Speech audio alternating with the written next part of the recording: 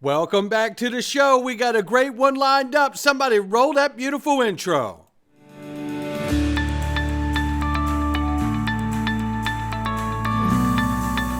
Digital Perspectives with Brad Kimes. Come on in.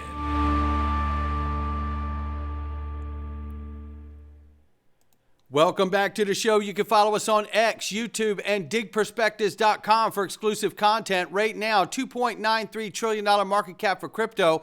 The market's off 0.4%, but we're creeping back up to $3 trillion mark there.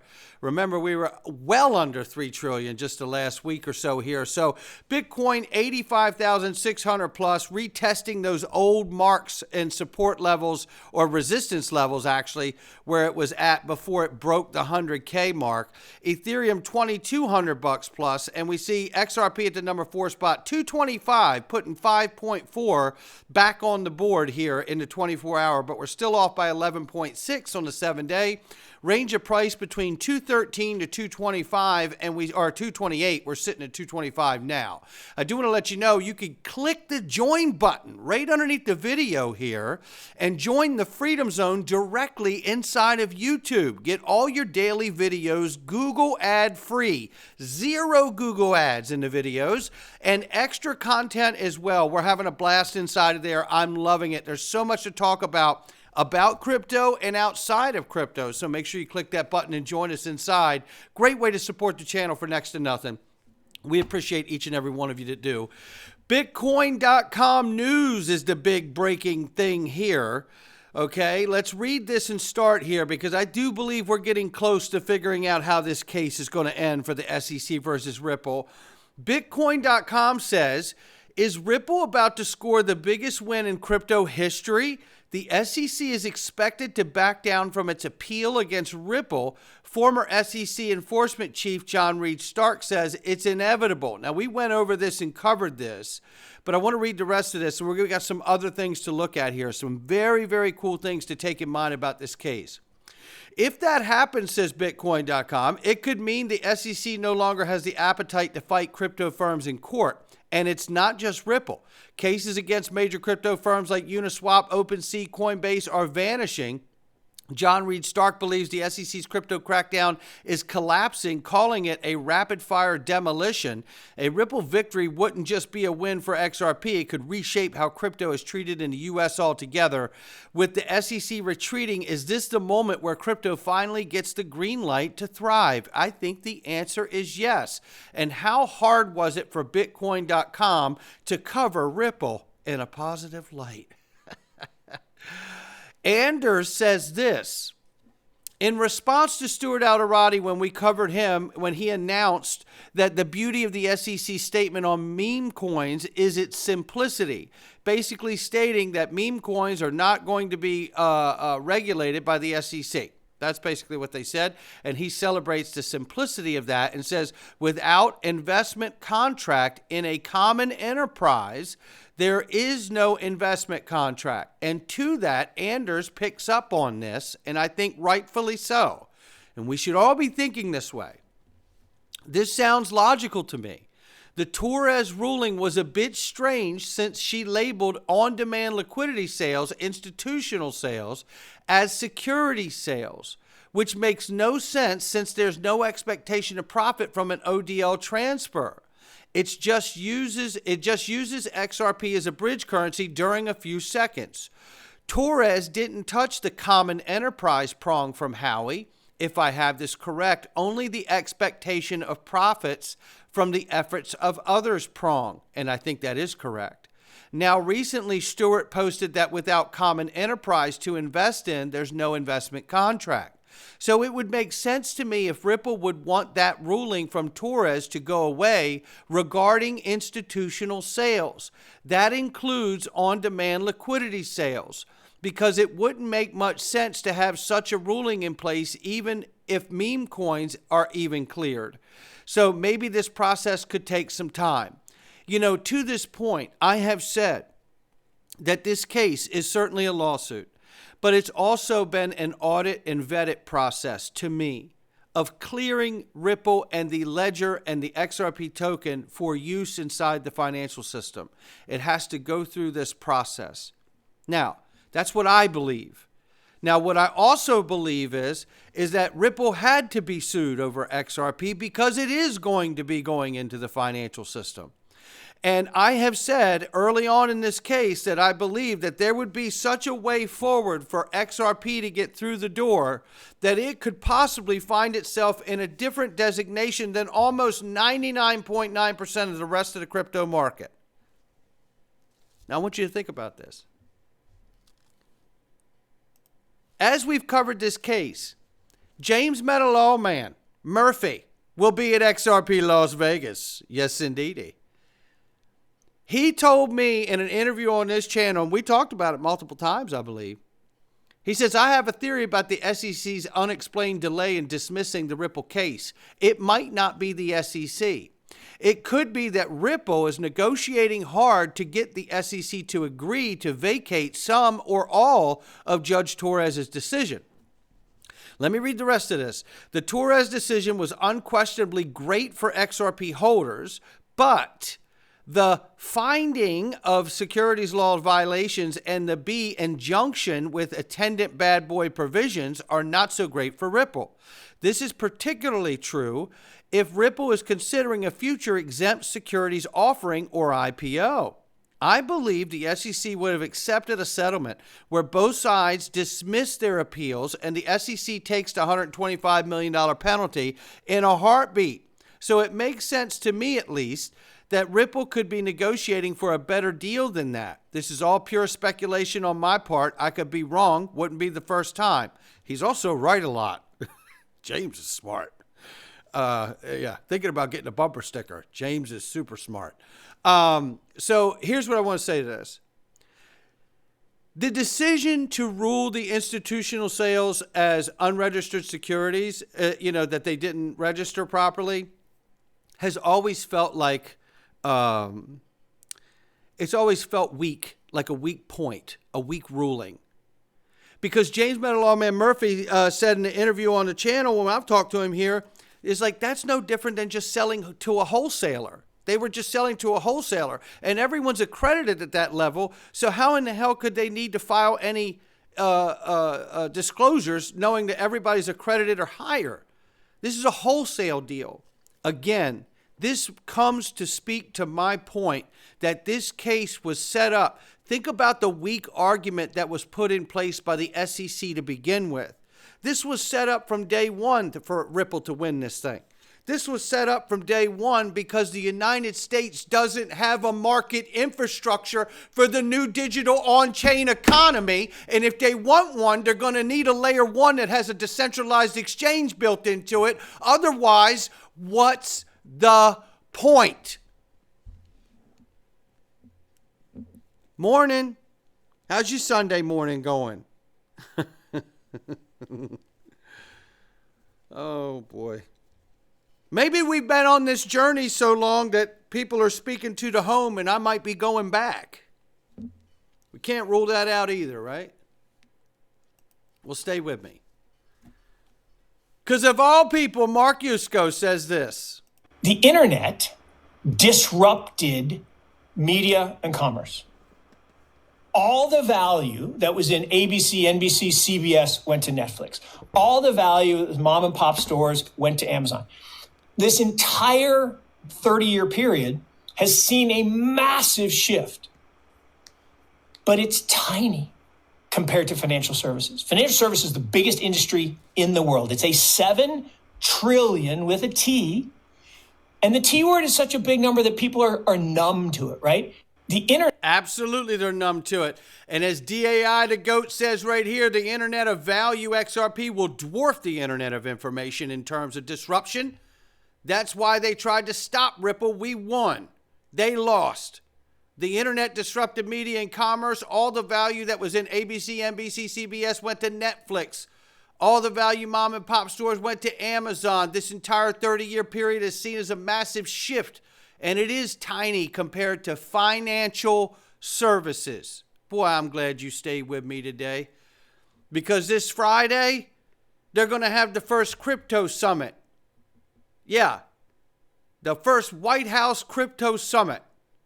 You think Kamala Harris would ever give you that? What are the chances that Brad Garlinghouse and Stuart Alderati will be there? Pretty good, right? I think so. Then what do we know? They got the Genius Act for stablecoins. Senator Bill Hagerty from Tennessee. Shout out to you, Senator Hagerty. White House crypto czar David Sachs unveiled the Genius Act, a bill to establish clear stablecoin regulation and define federal agency oversee issuers. We know the whole bit. This is amazing. This is getting done. And it better head, because 27 out of 37 FedNow certified service providers are Ripple partners or are partnered with Ripple partners. FedNow aims to integrate 10,000 banks and institutions. Stay with me, please. What do you think the U.S. market infrastructure is, ladies and gentlemen? And what do you think the roadblock is for Ripple to sell to them? Judge Torres's ruling that won't allow them because they said that you didn't file the paperwork. That ruling is hanging them up for dealing directly as they were with these institutions.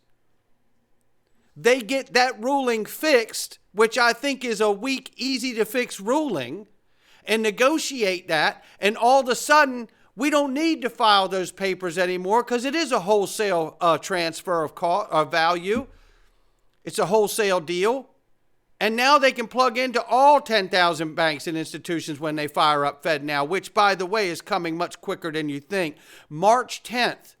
That's right. 8 days from now, the reset does begin. And I'm not telling you to expect price action. I'm telling you the implementation and putting this in place. The original go-live date for ISO 20022 in the Federal Reserve was March 10th.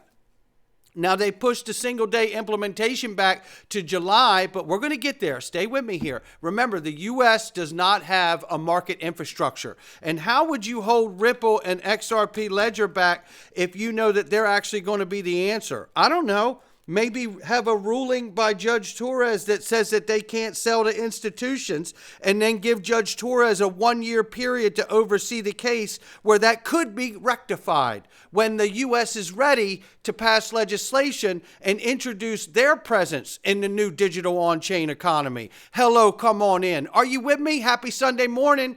Here we have Ripple XRP fam. Federal Reserve Financial Services is on track to implement ISO 20022 for FedWire, which is now FedNow. The go-live date is July 14, 2025 and beyond. But we know all of this is already underway right now. Stay with me. Smoke Dog, you know he's been so on top of this thing, and he's been putting people to sleep trying to come back on him. I'm telling you, man, don't mess with it. If you're not following Smoke Dog, what is going on? ISO compliance equals greater likelihood of being integrated with the centralized payment systems. Yes, it is. I don't need to read all the highlights, even though they're phenomenal. I want to keep moving because I don't want to burn up too much time. It's Sunday. I want you to be with your family and friends. Anthony Welfare, March is a critical month for ISO 20022 crypto compliant assets. The FedWire payments must be enabled to the ISO standard by the 9th of March, 7 days from now. XRP is by far the biggest digital asset in the space, with a few others, XLM, XDC, Algo, and IOTA. This is Anthony Welfare, a former Ripple advisor. We still have YouTubers out here trying to tell you that ISO 20022 has nothing to do with digital assets or XRP. What's wrong with them? I don't know what's wrong with them. It's like trying to say that road signs have nothing to do with cars. It's unbelievable. Messaging is messaging. Assets are assets. They're going to work together in the new digital on-chain economy. Write that down. These people are on the struggle bus. They're short busing. That's what's going on. XRP is by far the biggest asset in this space, with a few others as a name. The Federal Reserve Bank FedWire Fund Services will transition to ISO 20022 message format on a single day, March 10th, 2025. The old FedWire application interface format will be retired on March 9th. The format is mandatory. All banks will need to be compliant with the new format to enable successful wire transfers. But ultimately, we know, he says, March is a critical month for these compliant assets and all of this transition. We know this. We shout out to him for this. And then this guy, Khalid, comes underneath here. Al-Awadi says, oh no. He says, uh-oh. Anthony, it's best to be aware that this post may cause controversy within the community, as there's been a lot of contention around the idea of crypto being ISO 20022 compliant. Could you mean that Fed and the others must be ISO 20022 compliant, and this favors certain assets? He said, I'm no expert, but my thought process is that the messaging service used by FedWire will be compatible with that used by certain digital assets. If that's the case, then it's easier to integrate payment systems which use the same language. This doesn't mean I believe the Fed will use ISO 2 compliant digital assets.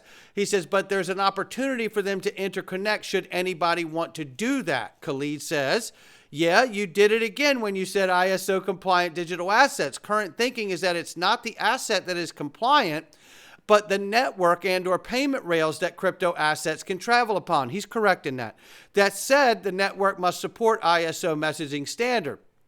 Anthony says, it makes sense when you mention that it's the network that's compliant, as it's about messaging, which is a network task. But is the native digital asset on that network by means of being a native asset compliant? As you say, can the asset then be used on other ISO compliant networks? Would be interesting to know. If that's true, then could it be that you can use an ISO compliant native digital asset on one network and send through to another? For example, can you send XRP on the XRP ledger to the FedWire network? I don't know the answer, but it's an interesting thought. Khalid El-Awadi says, oh, for sure, that is definitely possible. They could use private sidechain of the XRP ledger with, say, real USD and XRP, or they could just come onto the XRP ledger proper when their own permission domain, with their own permission domain. Ripple software is ISO compliant, so they just get the messaging capability too. Now, here's the official date that's been moved from March 10th to July. Shout out to 801 XRP. Follow him. Ripple XRP fam, Federal Reserve Financial Services is on track to implement the ISO 20022 messages for FedWire funds on July 14th, 2025. Post ISO go live July 14th, 2025 and beyond. Being used your ISO 2002 format templates in production. That's what's going on here. And that transition is already underway. And I ask you, think of this. The case is in a way where Judge Torres is sitting over top of it for a year. Her reign of that, sitting on top of that, ends in August. They want to have legislation done and passed by August, right? We got ISO going live July 14th. We know the transition's already underway. What is a holdup on the case is a very thing about using it in the institutional level inside of finance. They changed that part of the ruling, and this is over. And they've already made retailers happy. Secondary sales are not, it's not a security in and of itself, period, no matter what. But the fact that they didn't file those papers got them hung up. But nonetheless, I think they argue that down and get that cleared. And that probably will happen at the exact time that we get stablecoin legislation and the go-ahead for institutions to start being able to use this asset, this ledger, and other ledgers that happen to coordinate in fashion with ISO 20022 as well. And wouldn't it be fitting that once that happens, that President Trump would find it, necessity to say, hey, this new asset that we're going to use inside the financial system, that's a new money, XRP, we're going to put that in a strategic reserve. And by the way, U.S. crypto assets have no cap gains on them. You tell me where this is going. Because at this point, that's what it looks like to me. Not financial advice from me or anyone else. It's just my digital perspectives. I'm loving the way this is looking right now. I'll catch all of you on the next one.